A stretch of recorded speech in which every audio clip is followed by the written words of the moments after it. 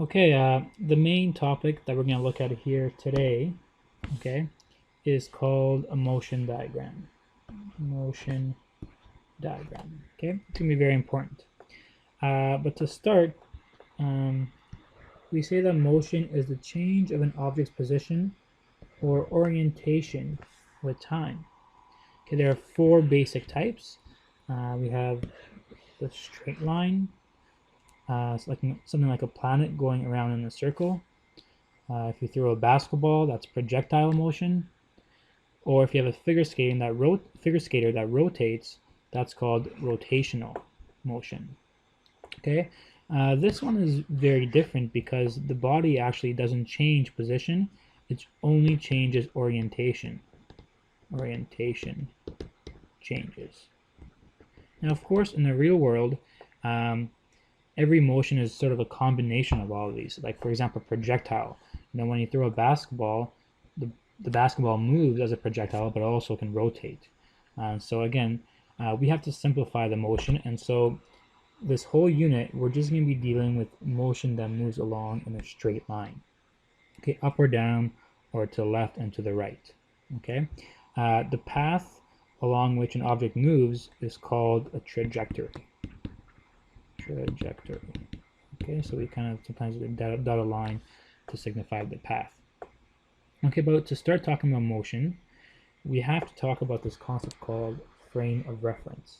Okay, because it's not that easy to answer the question, who is moving? Who is moving? Because it sort of depends. For example, if we look at Tom here, Tom would say Al and May are moving because they're both driving by him standing on a car. Not recommended. But if you ask Al over here whether May is moving, Al would say no because May is just standing right beside him. Okay, so whether something is moving or not, okay, it depends on point of view. Point of view.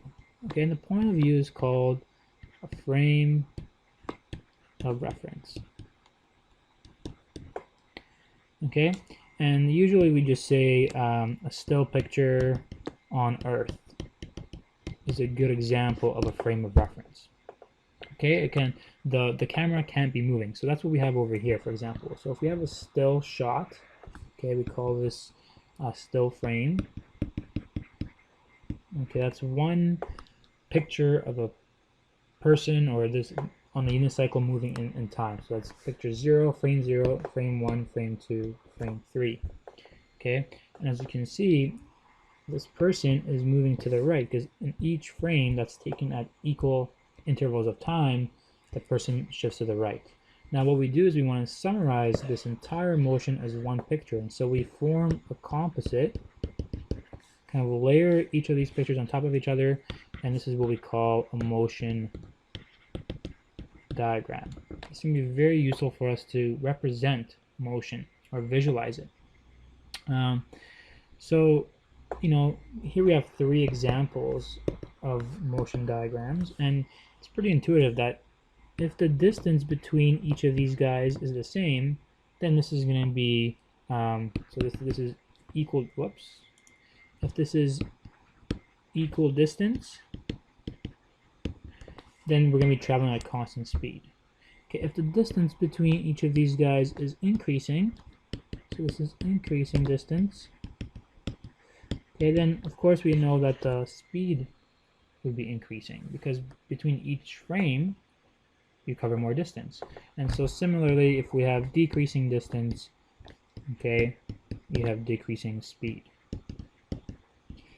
Now what we want to do now is simplify this picture in the sense that we're not going to care about all the little details of this person, the fact that they have a unicycle or this thing has a car, because there's all these little details that can affect the motion. But we're going to talk about motion in a very simplified way. So to simplify this, we're going to treat each of these objects as just one particle in space. Okay, it's as if all the mass is concentrated at one single point, and we don't care about the details. So obviously this is not going to be very useful for rotational motion because in rotational motion the particle doesn't move at all, it just rotates. But for other types of motion, like straight line motion, this is going to be very useful to represent it in this way. Okay, so in each frame, 0, 1, 2, 3, so this would be that. Increasing speed will give us this particle motion model, and in decreasing distance would be this, where the space between these guys decreases.